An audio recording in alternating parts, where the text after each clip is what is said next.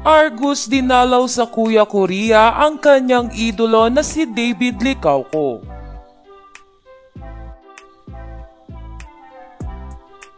Nagkita na rin sa wakas ang batang cute po na si Argus at ang pambansang ginoo na si David Licauco.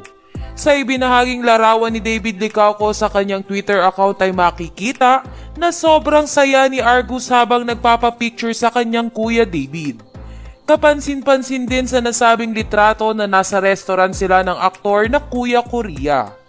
Samantala, ito nga ang unang pagkikita ni na David Licauco at Argus dahil kung matatandaan ay matagal nang hinihiling ni Argus na makita ng personal ang kanyang idolo na si Fidel. Kung maaalala din ay una nang nakita ni Argus ang on-screen partner ni David Licauco na si Barbie Forteza noong nag-guest ang aktres sa It's Showtime.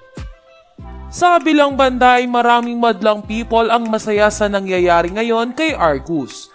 Anila ay nasilayan na sa personal ng bata ang kanyang mga binabanggit noon sa It's Showtime na sina Ruru Madrid, Barbie Forteza at David Licauco. Gayunpaman, palaisipan sa mga tagahanga ni David at Argus kung merong ginawang proyekto ang dalawa sa kanilang pagkikita. Hiling pa nila na sana ay nag-vlog sina David Licauco at Argus sa Kuya Korea. Dahil kung maaalala ay merong YouTube channel ang batang cute po na si Argus.